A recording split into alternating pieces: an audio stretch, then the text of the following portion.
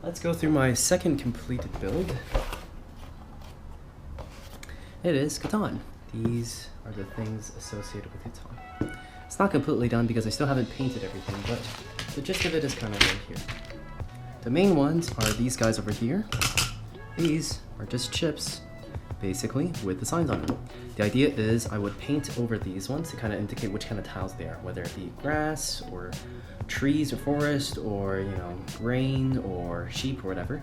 I haven't gotten to it because I haven't figured out how to use acrylic paint yet, but hopefully after I figure out how to use acrylic paint and how to paint properly, I'll get these all painted. These ones are the C pieces. There are 3 holes here for a particular reason, because I've actually made merchant ships that can go on here. I will have to kind of paint this over a little bit, just because I do want this to be a little bit more defined, like there's waves of water, etc. on there, but we'll get to that in a little bit. These are the development cards. I wanted this build to be completely without any cards at all. I had to basically design cubes for development cards. The back is the symbol of development card. I might paint this in to make it more defined, but in front you'll have this one. There are only 25 development cards, so it was really easy to print because we just need around 25 cubes. I have started to print some of them, or paint some of them, because I do want them to look eventually great, but it didn't quite turn out the way I wanted to. So I might come back to it a little bit, but this is the Year of Plenty. This one is the best one yet, it's Monopoly. The paint with just black works really well, so I might do something similar to this one for the other ones. Here's a victory point. I was considering yellow, but kind of went with blue instead. Here is World Builder. Yep.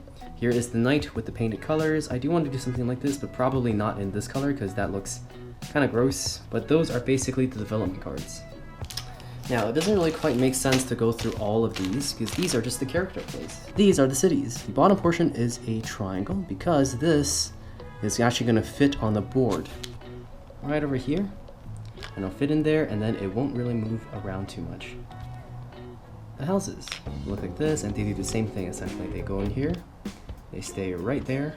Now it's a house. We have the roads. They also kind of stick around here, they don't move a lot.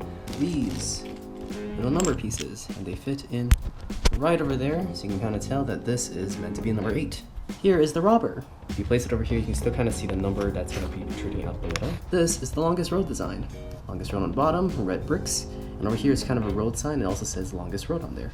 This is the largest army. I painted the bottom as brown because eventually I do want to go in with a little bit of green to make this look like camel almost. Now we get to the fun part. This is ore. This is basically a token for an ore. Aslan, go away. Aslan, go away.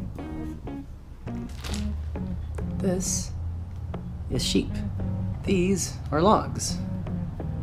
If you're wondering where I got the design from, I've stolen from another game called Agricola. In Agricola, you do also have basically resources, but they printed all of them in token form. And I basically stole that idea and made that build for Catan. This is wheat. Kind of stole the design from Agricola again. I made them kind of like a brick, like a tiled brick you can kind of put on the house or something like that. And that's why these look like this. And lastly, we have the ships. These ones are the most incomplete because they do need some extra things to make it work. This is a merchant ship for brick. It's got a ship on the side, and in the middle here it is a brick symbol. This is a smaller miniature version of the tokens we had, and it is completely attached over here. The bottom here is a ring because chips are meant to be on the edges over here, and they fit directly on here. Oh, and this part, just because the tiles earlier we mentioned do have something like this on them to make them basically make the houses not move. I did the same thing for here just to make sure that if you do have a house over here, the triangle shape still stays there and the house still doesn't move. I may or may not just leave the ships as is because they already look pretty good. I'm not really concerned about much on that side. Okay, since I suck at using all of the things above to make this look better, we are instead just gonna use stickers. Make these workable and also try these.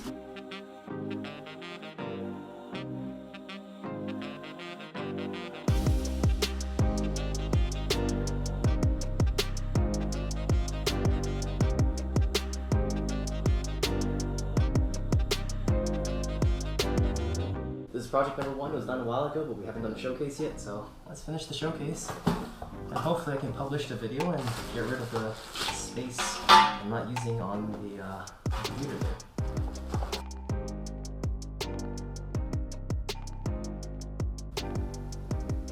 And yeah. All right, let's keep going. Here are all the development cards. Monopoly. Here is a knight. Here is a victory point. Year plenty. And road builder. Here is the wheat. They all look like this. Here's the bricks. Here's the ores. Prusa Black Galaxy filament. Like I said, this is the best filament I've had so far. Next up we got logs. We have sheep. They're meant to mainly look like that. Here are all the ships. Okay, here is one part of this build that I'm not yet 100% finished with.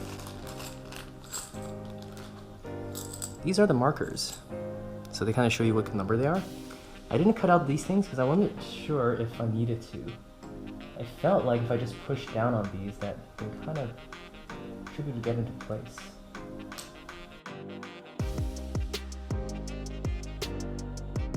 Here are the yellows.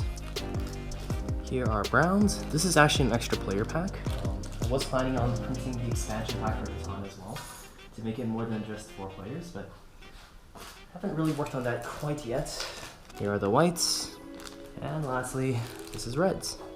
We painted some of these because I thought it might look nicer. After painting 1 or 2, we realized that we really didn't need them because, to be honest, it didn't really matter that much.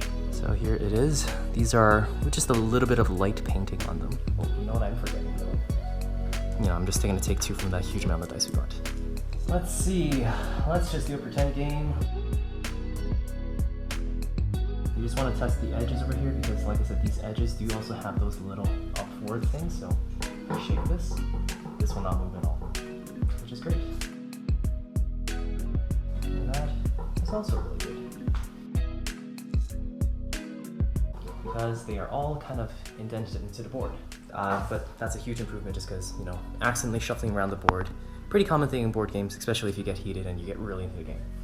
For the development pieces, when I want to know what it is, I'll turn it over and just kind of look at it myself and be like, hey, that's a year plenty.